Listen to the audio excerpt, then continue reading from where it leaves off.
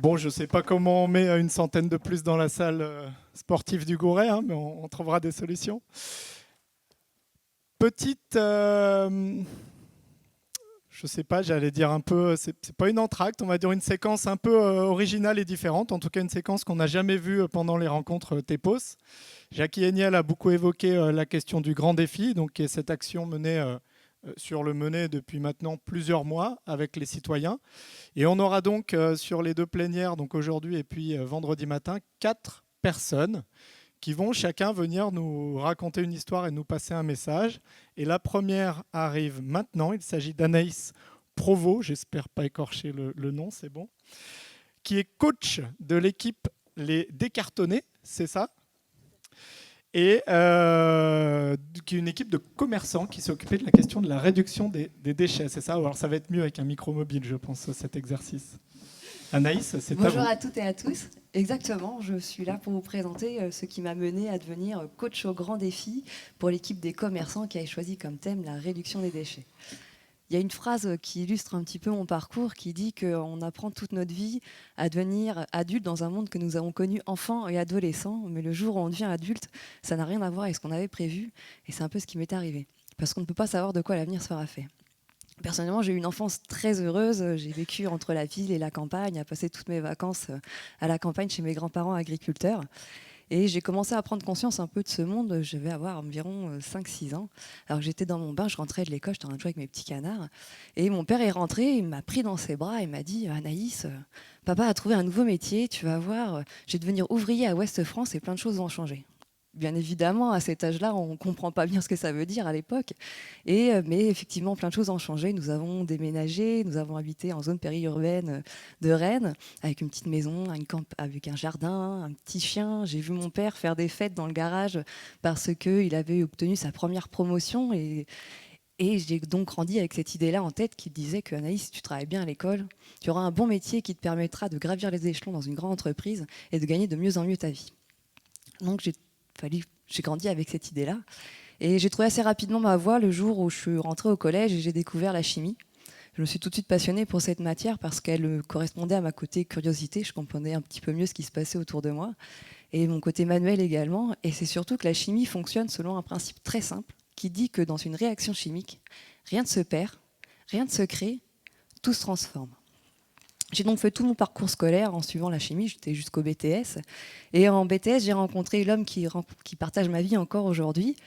Et à la fin de son BTS, il est parti en licence environnement. Et en licence environnement, au moment du stage, deux choix, la plupart des étudiants partaient en centre de tri et l'autre partie partait en centre de compostage.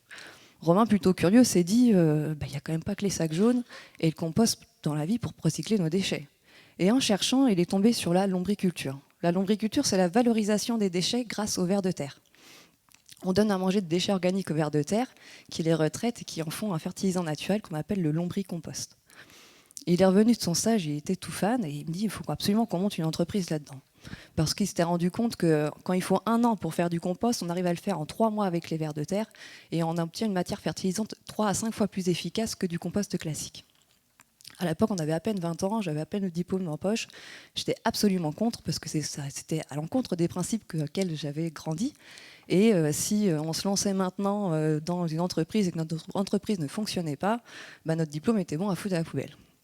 Nous avons fait donc tous nos parcours, lui dans le traitement de surface et moi dans l'industrie pharmaceutique, avec cet objectif en tête d'obtenir un CDI. Et j'ai réussi à l'obtenir à mes 24 ans. Et à mes 24 ans, c'est moi qui, cette fois-ci, a été enlacer mon père et lui dire « ça y est, je l'ai eu enfin ». Et je ne pouvais pas faire de plus beaux cadeaux à mes parents pour leurs 50 ans. Donc à mes 24 ans, je suis devenue technicienne de production et de contrôle qualité radiopharmaceutique. En gros, je fabriquais des médicaments radioactifs destinés à la détection du cancer et je travaillais principalement de nuit parce que c'était des médicaments qui périment dans la journée et donc je travaillais de nuit pour les injections du matin et je travaillais très tôt le matin pour les injections de l'après-midi. Et je venais de passer 3 mois de formation sur Lyon, c'était super. J'avais tous les matins, à travers ma fenêtre dans mon labo, le lever de soleil sur la centrale nucléaire du Buguet. Et quand je suis arrivée sur mon nouveau site à Tours, celui où je vais prendre mon poste final, c'était un site un peu plus vieux et j'avais aucune fenêtre. Au niveau de mon labo, il n'y avait pas de fenêtre. Ma production où je travaillais, j'allais évoluer, faisait 9 mètres carrés sans fenêtre. Et la seule pièce où il y avait une fenêtre, j'allais principalement travailler de nuit et je mesurais des déchets toute la journée, enfin, toute la nuit du moins. Parce qu'en travaillant dans l'industrie pharmaceutique au contact du nucléaire, tous les déchets qui sont issus de notre site devaient être mesurés pour être sûr de ne pas mettre en contact de la radioactivité avec les personnes qui allaient travailler au retraitement des déchets. Donc quand vous passez des nuits entières à mesurer des sacs de 110 litres pour vérifier qu'il n'y a pas de radioactivité dedans et c'est que des sacs de 110 litres ou qu'il y a juste du papier et que vous savez pertinemment qu'avec la lombriculture, vous pouvez valoriser ces sacs poubelles entiers, au lieu d'être cramés, ça vous fait un petit peu cogiter. Nous avons continué à utiliser du lombricompost. Effectivement, j'étais hyper contente parce que je pouvais enfin avoir un beau jardin, des belles petites plantes à ma maison. Et un jour, on n'avait plus de lombricompost. Nous sommes donc retournés en Bretagne voir le maître lombriculteur qui avait formé Romain à l'époque. Et là, il nous annonce une terrible nouvelle. Il nous annonce qu'il a un cancer généralisé, qu'il lui reste tout au plus 2 ans à vivre, et que son fils, qui devait reprendre l'activité, a eu un AVC. Il n'était dans la capacité de pouvoir reprendre l'entreprise. Ça m'a fait beaucoup cogiter pendant tout le week-end.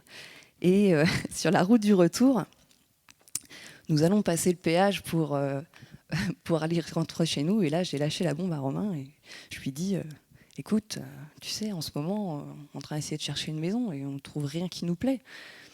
Si au lieu d'investir dans une maison, on investissait dans une entreprise.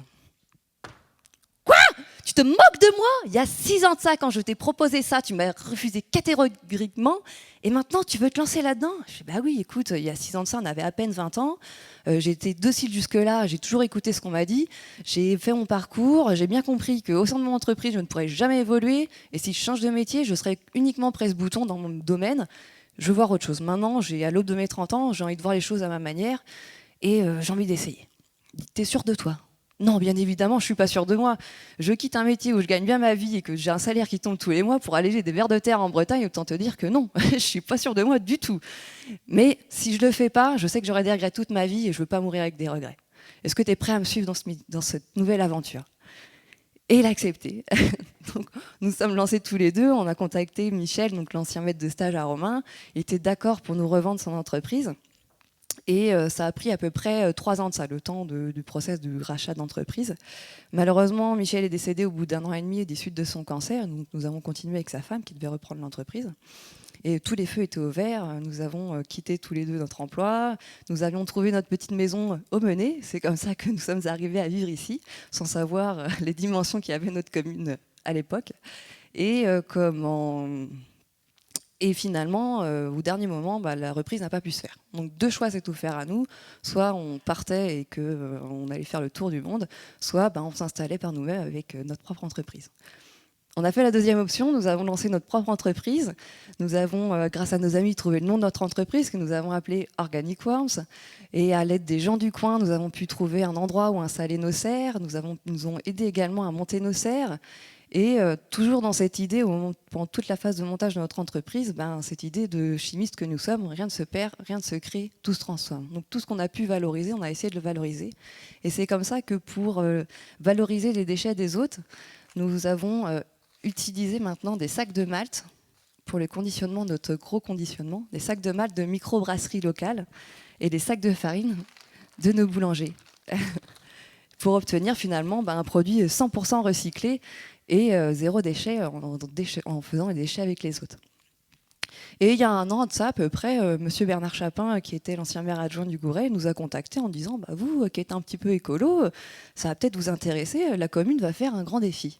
Est-ce que ça vous intéresserait de vous y participer? Je dis oui, c'est vrai que ça peut être intéressant, je suis très curieuse de savoir comment les autres commerçants, eux, ont fait au niveau de la gestion de leurs déchets. Et donc, il m'a donné le contact de Lucie. Entre-temps, j'avais reçu en plus un mail des commerçants qui voulaient monter une équipe avec comme thème la réduction des déchets. Donc, c'était nickel. Et en discutant avec Lucie, je dis ouais, mais le problème, c'est que moi, je ne pourrais pas avoir d'objectif puisque j'ai déjà réussi à être en entreprise quasiment 0 déchet. Donc, ça m'embête un peu de faire partie de l'équipe en tant que membre. Elle dit tu sais, on cherche des coachs. Ah, finalement, les coachs, ça m'intéressait pas mal. Comme ça, on pouvait discuter et partager tous ensemble nos expériences communes. Et donc, nous sommes devenus coachs du Grand Défi, les commerçants étant une grosse équipe. On était 2 coachs sur l'équipe des commerçants. Et c'était hyper intéressant de voir qu'à chacun de nos métiers, nous avons tous œuvré pour diminuer nos déchets. Nous nous sommes fait appeler les décartonnés parce que les plus gros déchets qu'ont les commerçants, ce sont les cartons. Et donc, il y a eu une très belle collaboration qui s'est faite d'ailleurs à la suite du Grand Défi. Maintenant, les invendus de restes de galettes et de crêpes de la crêperie de Plessala sont récupérés par Stéphanie à la ferme de la Grange aux Abeilles pour donner à manger à ses cochons. Donc maintenant, quand on mange une galette saucisse à la ferme aux abeilles, la boucle est bouclée, rien ne se perd, rien ne se crée, tout se transforme. Maintenant, nous avons semé la petite graine avec le Grand Défi, que nous l'avons vu grandir ces derniers temps. Je suis très curieuse de voir quelle belle plante ça va devenir, mais même si on ne peut pas savoir de quoi l'avenir sera fait, je suis sûre que ça deviendra une très belle plante. Je vous remercie de m'avoir écouté. Je vous souhaite un bon séjour. Merci.